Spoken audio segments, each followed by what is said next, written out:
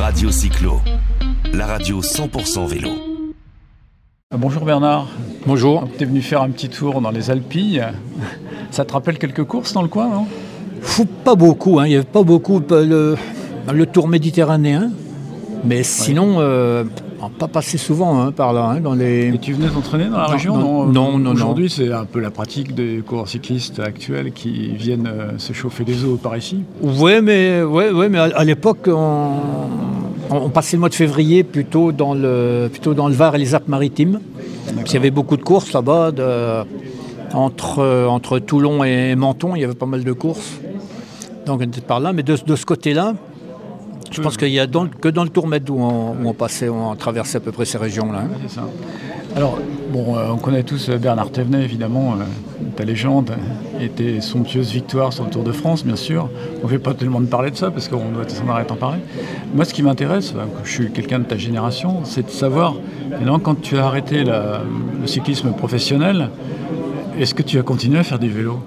Oui, j'ai continué parce qu'on m'avait dit que le corps médical m'avait dit qu'il fallait continuer, qu'il fallait se désentraîner en quelque sorte. Hein. On avait un organisme qui était habitué à faire beaucoup d'efforts et que c'était très mauvais de couper comme ça d'un seul coup. Donc je continue à faire du vélo comme ça, 2-3 fois par semaine, petit à petit, pour... histoire de, que l'organisme soit pas trop d'un seul coup, en tout cas, soit pas trop surpris. Tu vois beaucoup de cyclistes professionnels, Eddy Merckx évidemment, qui a pris 7 ans de poids alors que c'était quelqu'un de très affûté. Toi, tu n'as pas beaucoup bougé. J'ai reperdu un peu là, il y a quelques années. J'avais repris un petit peu de poids, j'avais un peu de peine à le perdre. Puis une fois, je suis tombé malade, puis j'ai perdu 2-3 kilos, puis je dis mince, après tout, je vais essayer de continuer, de pas trop manger, faire attention à ce qu'on mange, puis éviter de faire éviter de faire 2 bons repas d'affilée. D'accord, c'est vrai que quand et puis en faisant attention, on arrive, et puis j'étais peut-être pas non plus d'une nature à être vraiment très très gros, mais c'est sûr que quand on arrête la compétition, c'est très dangereux parce que quand on fait la compétition, on bouffe beaucoup de calories. Ouais. Donc on a l'habitude de manger beaucoup. Et quand on arrête la compétition, on garde cette habitude de manger, mais on ne bouffe pas les calories. C'est ça, on nourrit donc plus les muscles, on prend vite du poids. Hein. Ouais, mais on s'en rend compte assez rapidement quand même, hein, qu'on a pris du poids. Puis on dit maintenant il faut freiner, il faut essayer d'arrêter parce que c'est aujourd'hui, pas bon. Finalement, est-ce que tu pratiques toujours le vélo? Enfin, malheureusement, cette année, je n'ai pas roulé beaucoup parce que j'ai fait une hernie inguinale là, en début d'année. Ah oui.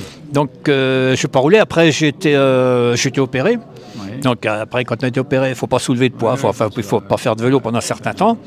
Et puis quand j'aurais pu commencer à faire du vélo, c'était le Dauphiné, puis après c'était le Tour de France, puis après c'était les vacances en famille.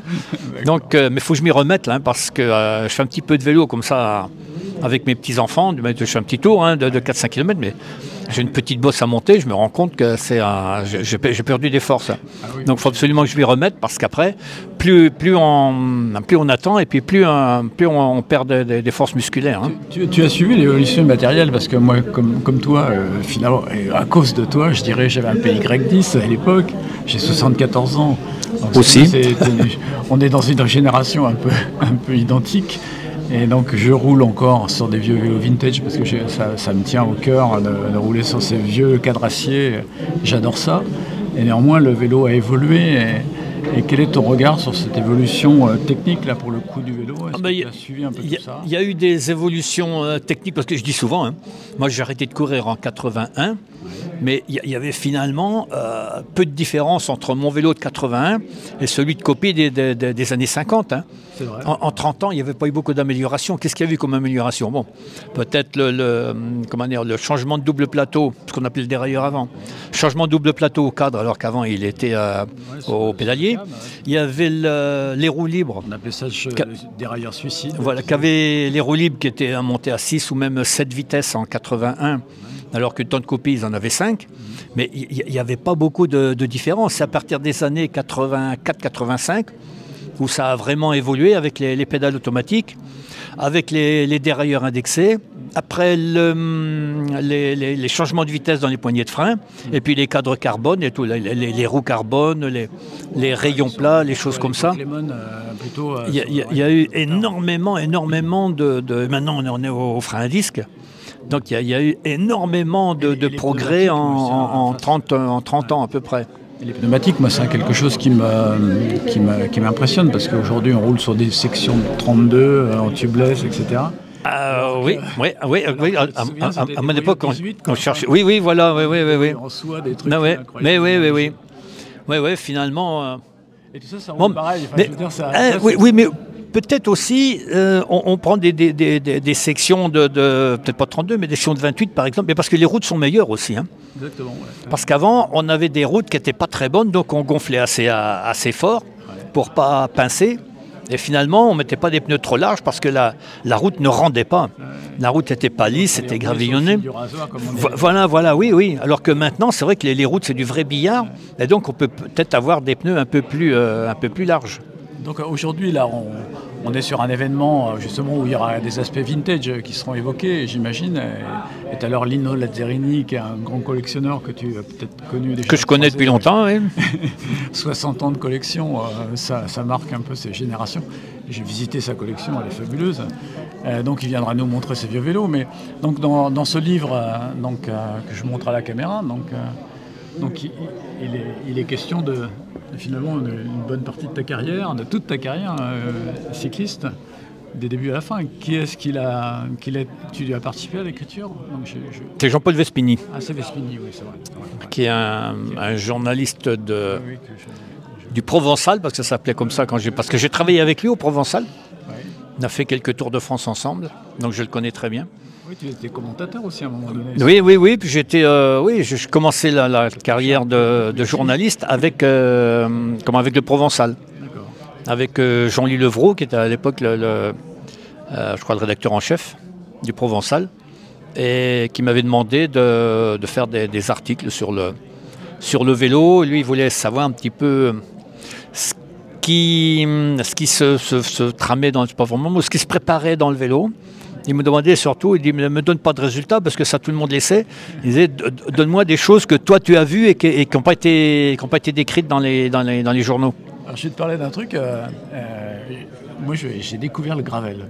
Tu sais ce que c'est le gravel? Oui. J'imagine que... J'en fais pas, mais je sais ce que c'est. Mais écoute, alors là, on est sur un forum aujourd'hui qui parle de tourisme, et je trouve que c'est un vélo formidable par rapport à ça, parce que du coup, on s'affranchit complètement du bitume pour éventuellement passer sur les chemins de vigne. Alors toi qui es bourguignon, t'imagines un peu rouler dans ces univers-là, ce que ça peut rapporter comme plaisir de découverte? Ah ben c'est le mot, c'est un vélo de découverte, je pense, le gravel. Ouais. Parce que il y a de la compétition aussi, mais pour l'instant, je suis trop vieux pour faire de la compétition. Donc je me contenterai de faire du vélo loisir. Ouais. Mais c'est sûr que le gravel, ça mène autre chose, parce que le VTT, d'ailleurs, ça porte bien son nom, hein, c'est un vélo tout-terrain, donc c'est fait pour passer partout, mais surtout dans des... Oui, le VTT, c'est surtout fait pour passer dans des endroits scabreux, dans des forêts, un petit peu partout. Alors que le gravel, lui, c'est un vélo qui passe partout, sur toutes les routes, enfin sur tous les chemins. Mais il n'est pas fait pour passer il n'est pas fait pour dévaler un sentier de montagne, par exemple. Par contre, on peut passer sur des... on est hors des sentiers battus, si on peut dire, parce qu'on va passer dans des endroits où là, il n'y a vraiment pas de voiture, parce que la route n'est pas faite pour les voitures. Et puis, c'est un vélo qui est relativement confortable pour pouvoir passer dans ces endroits-là. Écoute, j'espère qu'un jour tu pratiqueras, puis qu'on fera un petit tour ensemble. Moi, peut-être. Je suis à Aix-en-Provence, hein, on roule souvent autour de la Sainte-Victoire, dans des endroits... Ah ben oui. Mais oui, c'est vrai, le gravel, c'est bien, mais il faut habiter dans une région où il y a des chemins, où il y a des sentiers, quoi. Des sentiers carrossables. Écoute, merci beaucoup Bernard de nous avoir consacré quelques temps avant ce démarrage de ce forum.